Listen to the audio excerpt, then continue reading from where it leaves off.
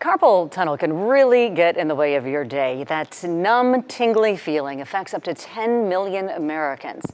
And because there's no single cause, there's no one-size-fits-all fix. But there's a procedure that can help, and you can actually have it while you're awake. In the studio this morning, a true expert, board-certified plastic and hand surgeon, Dr. Michael Kim. Dr. Kim was actually part of the team, the first one that performed the very first hand transplant in history. So I guess that means you know a thing or two about this, Dr. Kim. Wow, that's incredible. Actually, it was the first hand transplant in the United States. There was one in France right before. And I was a fellow, so I was lucky to be on call that day. There must have been 15 or 20 surgeons part of the team that rotated. So I was just part of the team, and I was a fellow at the time. Just part of the team, and then you continued on with other limbs and whatnot. It was really great, though, yeah. It's amazing because the hand is so intricate and so important, and I would assume very difficult to operate on. Yeah, so briefly, to be a hand surgeon, you have to be orthopedist, general surgeon, or plastic surgeon. And then you do a fellowship 1 year in hand surgery. Wow. Where you do just hand surgery, and then you take an exam. So then you become board certified in hand surgery. And there's a whole lecture about that, why.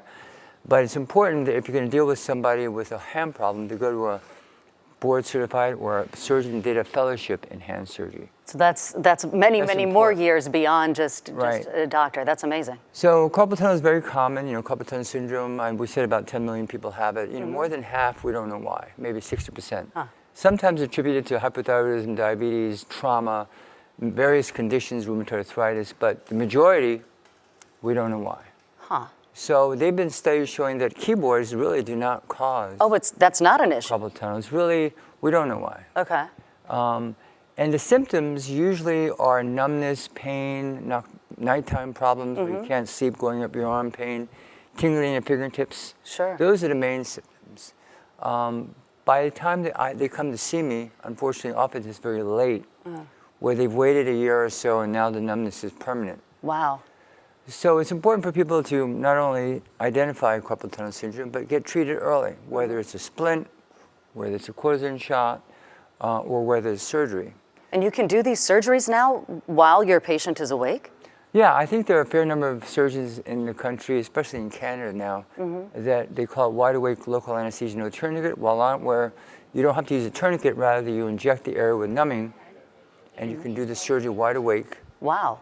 And it takes anywhere from 10 to 20 minutes, lots of numbing, and then the patient is totally awake. It's like going to the dentist. No IV, no nothing. Wow. And then some of them actually drive home, although I generally don't recommend it because they're numb. Sure. And it's well tolerated, but I think you have to have a lot of experience with this procedure, particularly endoscopic, because the procedure originally designed in around 1987, 1989, Dr. Chow, the Japanese, and Dr. Eiji are the three main people who developed it. It's been around for over 35 years, so it's not brand new.